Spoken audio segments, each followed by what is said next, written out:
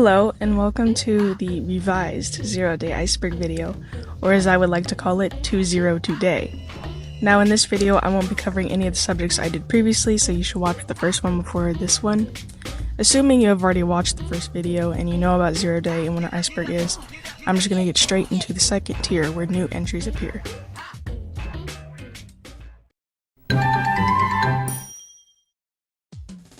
I'm insecure and I need attention, popular aesthetic photo. You know about the clip, but what I didn't mention is that people love the scene of Cal and there are a ton of screenshots just from the scene. He just looks so good, you know? Incomplete website recreation.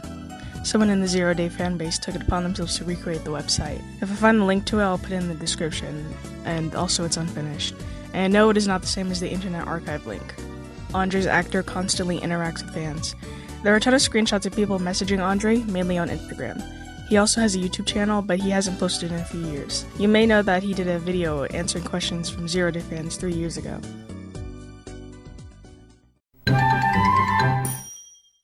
Cal's Buddhist peace beads. I believe that in every or almost every scene of 0 day, Cal is seen wearing Buddhist peace beads. Apparently Cal asked Kochio if he could wear them throughout the film, and Kochio said it was a good idea.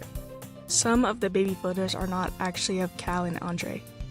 Kochio had to use a photo of Cal's brother in the outro because Cal's baby photos were up on the wall and his family did not want to take them down.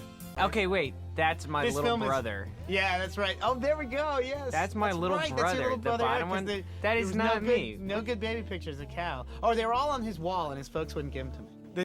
Movie is mostly scripted. Cal and Andre were allowed to improvise.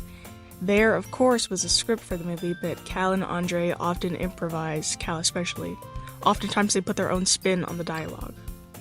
Cal, eating disorder, and self-harm headcanons. It hurts my brain to even talk about the AO3 fanfics out loud, but I have no choice. In a lot of fanfictions and fanarts, the artists and writers choose to depict Cal having either an ED or SH habits, or both. I guess this is a symptom of being pretty boy blonde good looks. Oh, it must be your pretty boy blonde good looks. Oh, I'm gonna play with my hair now. Oh. Seriously though, people do this to every skinny white boy they find attractive. I won't yuck your yum, I guess, but it's just silly sometimes in the way these are depicted, considering like they are actual grown adults right now. I assume a large chunk of these people might be coping and projecting it onto him, maybe.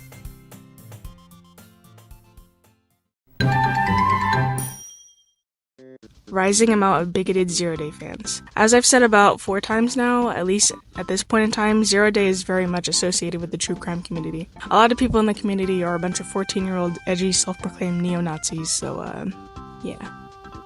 Andre has an unmentioned older brother. There are these small biography type pages about Cal and Andre, and in Andre's page it mentions him having an older brother.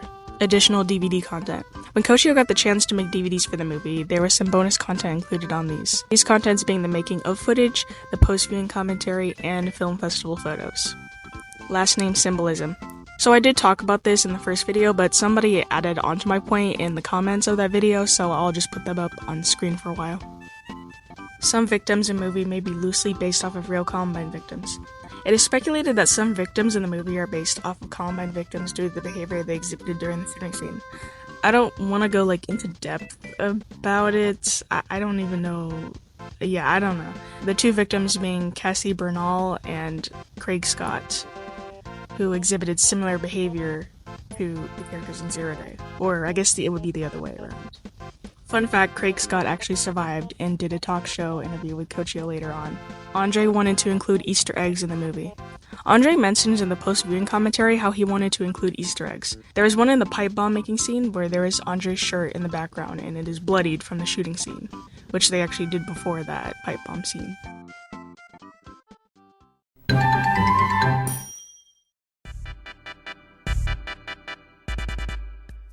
Kochio submitted the film to multiple film festivals and won few awards. I'll put them up on screen if I can. Names, houses, etc. in the movie all belong to actors and no sets. Due to the small budget, Kochio had to work with what he could afford. Because of this, he just used the houses of people he knew and the houses of the actors themselves. Also, as you probably know, most of the people in the movie are using their real names. Andre is a Caldre hater. Honestly, if I were Andre, I'd hate Caldre too. Seriously though, I believe some fans have asked Andre what he thinks about Caldre and he just doesn't like it or care for it. I'll put some proof up on the screen if I find it. Actors originally thought movie was a coming-of-age film. In an interview, Andre talks about how Kochio's ad he put up said he was looking for 2 actors for a coming-of-age movie. Ben had to do this because, well, you can imagine why. Fan harassment of Andre. Andre is pretty responsive to fans, but some fans have abused his responsiveness and just said some weird stuff to him. Loki seems like some people have a parasocial relationship with him. Original Zero-Day Iceberg. Yeah, there are 2 Zero-Day Icebergs now. Disturbing Dead Dove Cal J fanworks. Dead Dove is a term usually used in fanfiction as a warning that the fic will have disturbing content. I know I said I wasn't going to talk about this, but whatever. I will give a light description of things I have seen. Cal doing something extremely interesting with an apple. Cal and Andre doing extremely interesting things with knives. Cal and Andre just get freaky in general. Whatever you're thinking it is probably like more crazy. Trust me. Ethel Kane likes Zero Day. In her now deleted Tumblr, she mentioned it several times. She made a fan cast for her album Preacher's Daughter, which has different characters in it, and she said she would cast Cal to play one of the characters. Andre brought Cal along to his audition. Kochio told Andre he could bring a friend to audition with him, and Andre chose to bring Cal. Kochio said in an interview that they were the best people he could have chosen to play the main 2 in the movie.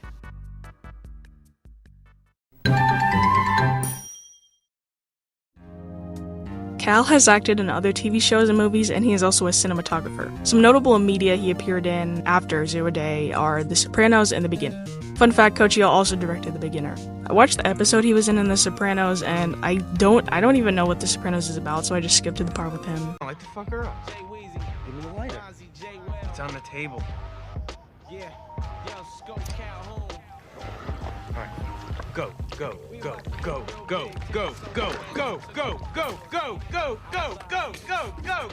Hold it!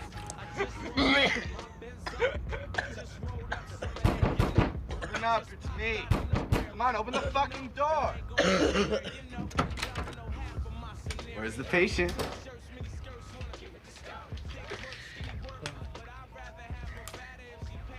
And I also watched The Beginner the night before I'm recording this. It was a good movie, but you know, it was like low budget, like Zero Day. It's very different filming style.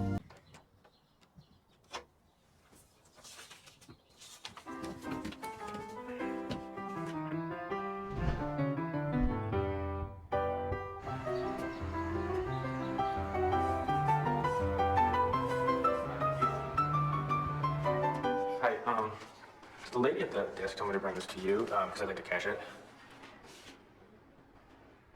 Are you not wearing shoes? Well, you know, I just lost them. And your Carter? I recommend you watch it. Andre and Cal's actors went to school together.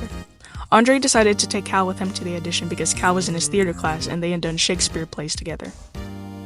Andre's repeated gang rape mentions. I don't even know if I'm allowed to say that. Andre mentions gang rape in the movie and also in the making of.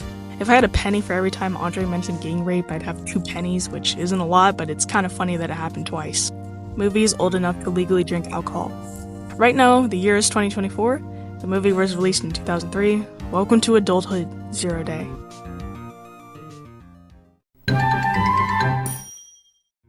Car crash in 9/11 inspired Ben to finally make the movie. Ben got into a car crash in early 2001. He had already come up with the idea for Zero Day, but he hadn't gone through with anything. The car crash inspired him to get up and start working on it because, in his words, tomorrow may never come. As for 9/11, Ben worried that it may discourage people from wanting to see Zero Day since it was so negative. Soul Pie like Zero Day. Soul Pie was a young woman who committed suicide in 2019 after a massive FBI manhunt for her. She liked Dylan and Eric, and she also listed Zero Day as one of her favorite movies on her listography page. I don't know that much about her. I'm sorry if I pronounced her name wrong, but there was a subreddit where people give some unbiased info about her. Ben Kochio found pretentious by some fans. Some fans found it contradictory how Kochio went through with the narrative that there were no specific motives or reason, whilst Andre is seen speaking multiple times about their motivations. Touch My Box line is dubbed over. This is just speculation, but some people think that this line was dubbed over because of how strange it sounds. This is a possibility because Kochio had to do some dubbing and audio editing for the movie while editing. Lost Ben Kochio talk show interview with Craig Scott. I mentioned earlier that this was a thing that happened. In this interview, Craig Scott comments that he believes the movie would inspire copycat killers. This is the only thing I know about this interview, and I assume it has probably been lost to time. Complete website recreation. There is another Zero Day website that is apparently a full recreation. I'll link it down in the description. Concerns that Zero Day would cause imitation shootings. There were some people at the time and even now who think the movie would cause imitation shootings, one of which being Craig Scott as Survivor Columbine. I don't know about comments from people back when the movie released, but I know people now just think that it's some stupid movie that glorifies it or something.